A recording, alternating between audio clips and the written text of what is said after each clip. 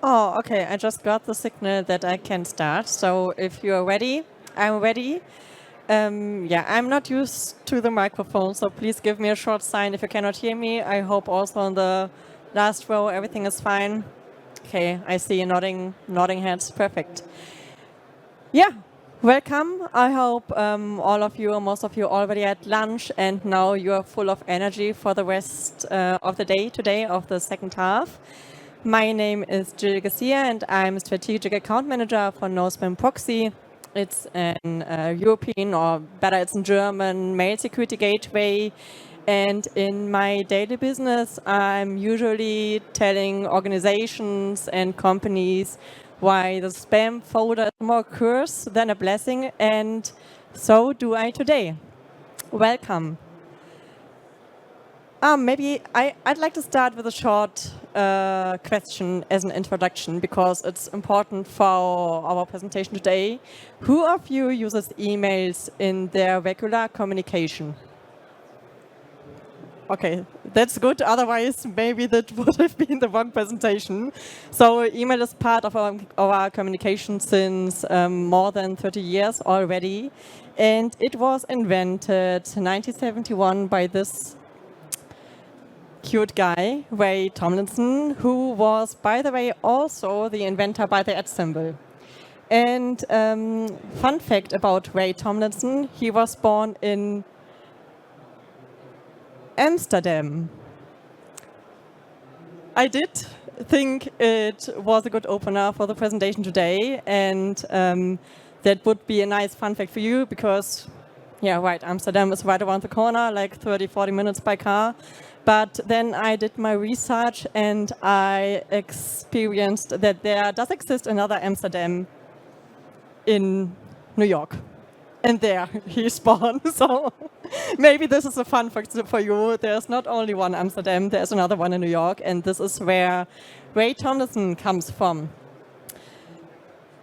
So from 1971 to 2025, there's a lot of time to evolve. The mail was invented in 71. In 1982, the communication itself developed, for example, through inventions like the SMTP protocol. In the 1990s, we had the pioneers area for email communication, where almost only really large companies and universities used email in the daily communication. Then in 2000, not only Britney Spears was famous, but also HTML becomes the standard for commercial mails. Only 10 years later, the email is used for mobile usage, and we start to begin sender authentication like SPF, DKIM, DMARC to make mail even more more kind of a reputation and safer. And nowadays, it's almost kind of a standard that you even have AI supported communication in your email communication.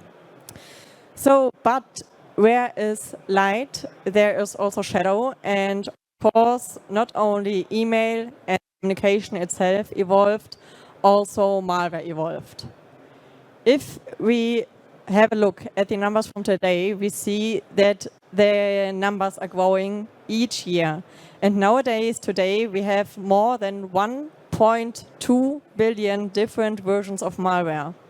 More than 1.2 billion. It's an incredible number if you think about it.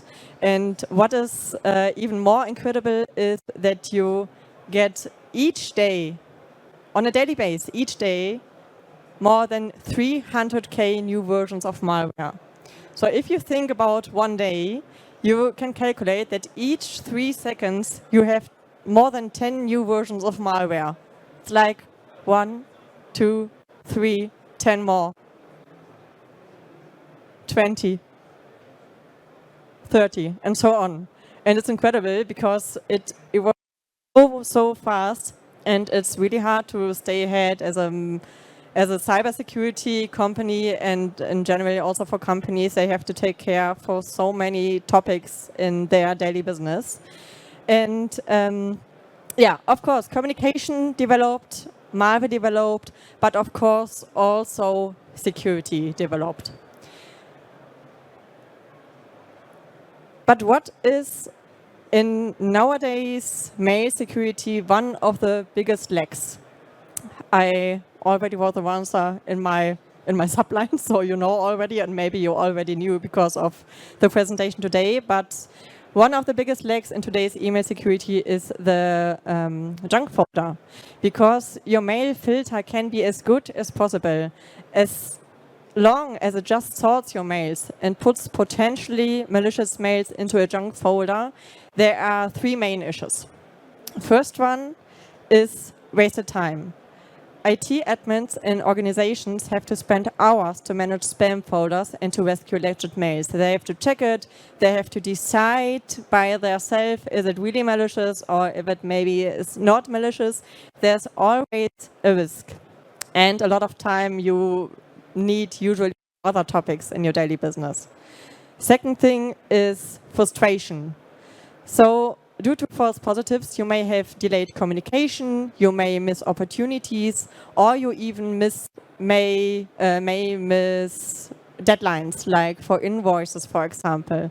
So it's really critical for your organization, for your daily business, if you miss some deadlines because something is in your spam folder and no one had the time to take care of it. And the third one, and that is also the most dangerous one, because if you have a junk folder, you have real security risks in your organization. Because a quarantine folder gives the user, a human, the final decision if a mail is malicious or not, and not the machine. You say, you filter your mails and then you give the trust to a human to say, but if it's really malicious, maybe the filter did wrong. Yeah, it's a huge lack in today's email security. These are numbers from a real company, and as you can see, they got within 1 week around about 3,700 mails. And 517 of these mails have been declined. 517 malicious mails would have been in the spam folder if we wouldn't have declined it. So each 7th mail is a risk in the junk folder.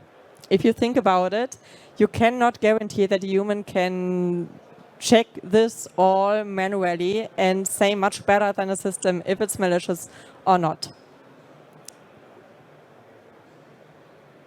Imagine a world without spam, malware, and phishing. To be honest, that will stay a dream. But what is possible is that your organization is free from spam and malware. So a mail security gateway knows that you do not want to have spam and malware in your organization, in your inbox. And it recognizes malicious content much better than the human eye. I brought you an example. Can you spot a difference there? I cannot, to be honest. I would wonder if you can, so that would be extraordinary. But here you see 2 times the domain paypal.com, and basically one PayPal is with a capital I, and one PayPal is with a lowercase l. So it is not possible with a human eye to see any difference there, but a machine can see the difference, because for the machine, for the system, these are only numbers, and it knows clearly what kind of letters are inside of the domain or inside of the mail. And if the system knows really, really well this is malicious, and of course we know no one wants to have anything malicious in their inbox and their organization, why putting potentially malicious mails into a junk folder? If you think about it, there's no reason. So NoSpamProxy thinks email security differently. It's not just a filter, it's more like an email firewall for your organization. And it's built around a concept called of trust. So instead of quarantining mails, NoSpamProxy evaluates how trustworthy a sender is. And this evaluation is based on, for example, the real communication history, technical checks like SPIF, DKIM, DMARC, etc., And what is really important, it is a dynamic scoring. So trust grows with communication and it fades with inactivity. If a sender is trusted, their mails are delivered. If a sender is not trusted, their mails are rejected. Not quarantined, rejected, because we don't want to have mails from not trustworthy senders. And that is the thing what we do different than traditional mail security gateways, because usually if you see around, if you see how email security gateways work, they give points for negative points for malicious content. They see there's something like spam, malware, phishing, and they rate negative points for this email. But what we do is we also give positive points for trustworthy senders. And then it calculates if a mail is trustworthy because the sender is and attachments are, URLs are, or if it's not, because we don't know the sender and we don't want to have any mails from them. And the approach works. So these are results from the VB Spam Award. The Virus Bulletin, that is an independent testing platform which evaluates, compares, and tests several mail security solutions since already more than 20 years. And I brought you the results from NoSpamProxy of the last 4 quarters. And as you can see, we have a average total catch rate of 99.98%. We even have 99.99 in some quarters, but I think with 99.98% in average, we are on a good way. And what is at least as important is, of course, the false positive quote. And you can see from the independent tested numbers that our false positive quote in the last 4 quarters have been 0.00%. And even if you check the real numbers, we did not have one false positive in our tests, thanks to level of trust. And otherwise, we couldn't be able to maintain our approach of not having a quarantine. That's the main problem with traditional security gateways who do not give positive points, because they can, sure, they will check spam, malware, phishing, etc. But they, on the other hand, may have a higher quote of false positives because they don't have a concept to see when a mail is wished and when not.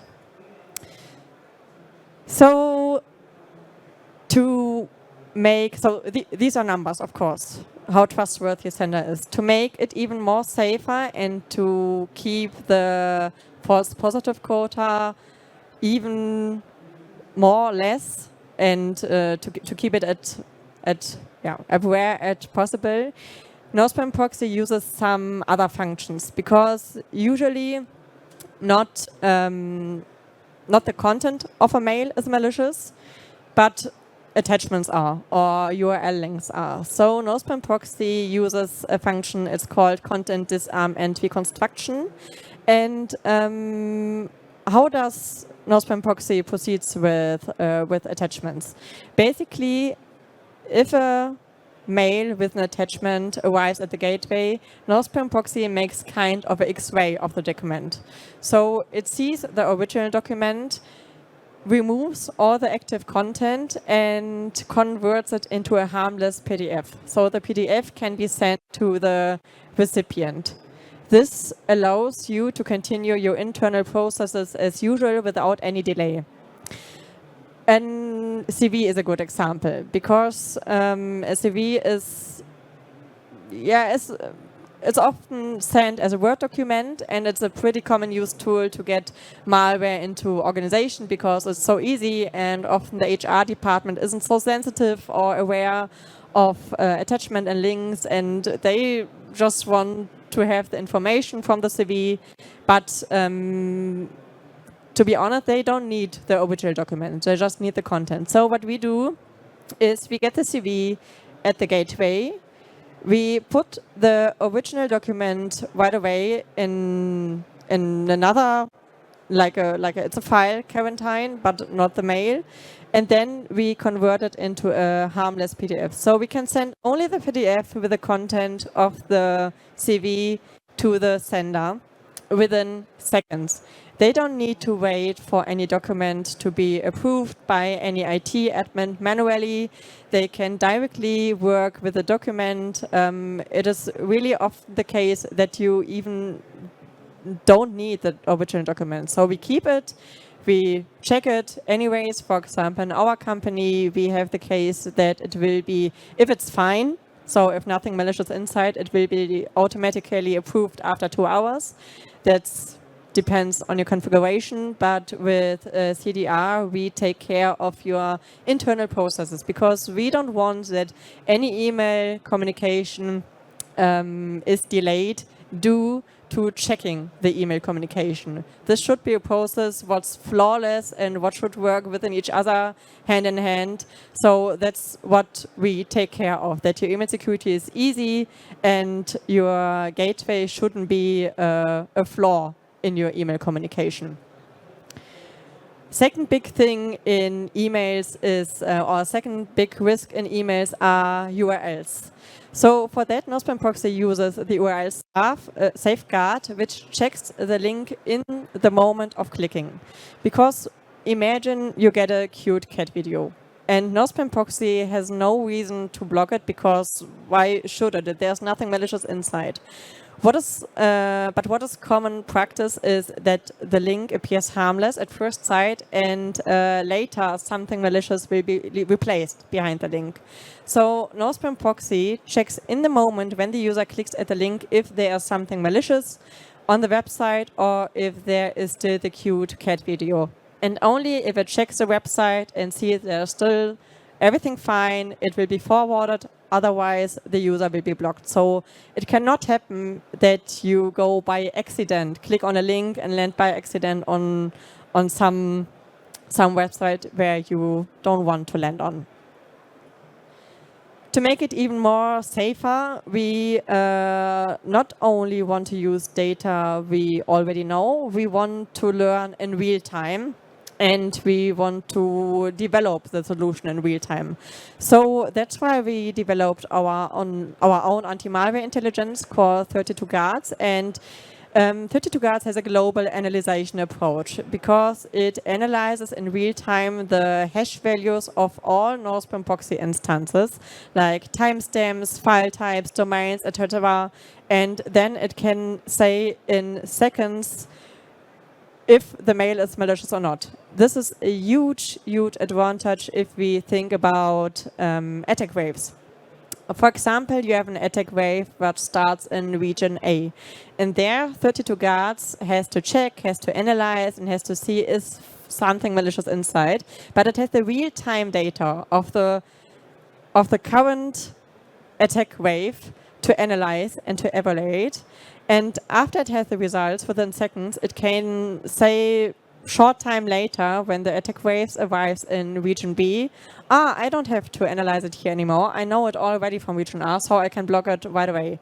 So it's a win-win situation, because for 32 Guards, it works like an AI. The more data it has to analyze, the better it's going to be, the faster it will be, the smarter it will be. And on the other hand, the more data 32 Guards has, the better it can protect the customers. Of course, we are a German company, so GDPR is written in big letters for everything we do. Yeah. But mail security does not stop with the protection of spam and malware, because it's much more. And that's why we think over mail security as a whole process. You have to protect your gateway. So you have to protect your door, that you don't let someone in who shouldn't be in your organization. But the exchange of emails means much more.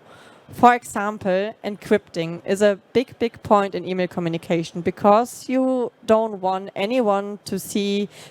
For example, if you send a mail unencrypted, it's basically like sending a postcard without an envelope. You would never put a postcard with the sensitive data in the post. I hope you would never, so I hope you shouldn't. If you do, please stop now. And that is what you do with a mail if you don't encrypt it. And that's why we have several more modules. For example, the encryption with SMIME and PGP. We make maybe if you are a little bit into the topic of encrypting mails, it can be really a pain to organize your SMIME certificates. And that is also our approach to make it as easy as possible. You have an easy implementation of your organization users, and NoSpamProxy takes care of your certificates. Everything you have to do is to put all your users who should encrypt. So we always recommend everyone should encrypt, but that's another topic. And we take care of the certificates, and that is nothing you have to think about. You just install it, you say these people should encrypt, and then certificates will be automatically managed. With the large files, you have an intelligent attachment management. So often it's the case that you need a third-party tool for sending large files. For example, WeTransfer, OneDrive. You have some OneDrive links. You don't know what is the newest version, etc. And we thought sending data should be as easy as it was in the past. And through large files, you are able to send data without any size border, right from your mail client, without any media disruption to your communication partner. So the most coolest thing about this tool is that you can give this option also to your communication partner by sending them like a transfer link, and via this link they can send also data without any size border to you. That is all TLS secured. You can use passwords for your exchange of data, and it makes it much easier because you never ever again have the topic that you want to send something shortly before you want to go home, and then the system says data is too big. And last but not least, we have a central disclaimer management, also really interesting for bigger companies with a lot of departments, because you have also an AD organization and integration where you can. So usually for the customers, we have the disclaimer is the most favorite tool for the marketing department or for the IT administrators, because they don't have to do anything with it.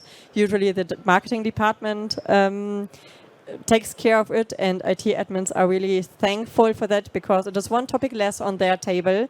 So yes. Little last look of on the encryption, because it's really, besides the protection, it's really the second big thing regarding secure email communication. So we do have a gateway-based encryption, because on the one hand, we can organize through the gateway that everything is automatically.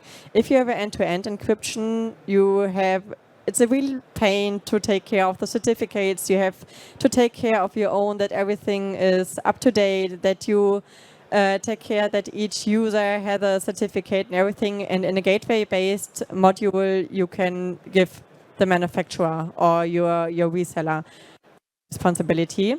Further thing is that you have access and you can encrypt from everywhere. So doesn't matter for a gateway-based encryption if you want to send your mails via online web app or mobile devices. With the end-to-end encryption, you have to take care that on each mobile device you want to use and from what you want to encrypt, you need the certificate on this specialized device. And of course, that's the most important point. It extends your spam protection, of course. Imagine you get an encrypted mail, and you have, on the one hand, you have a solution for spam malware check, and on the other hand, you have a solution for the encryption.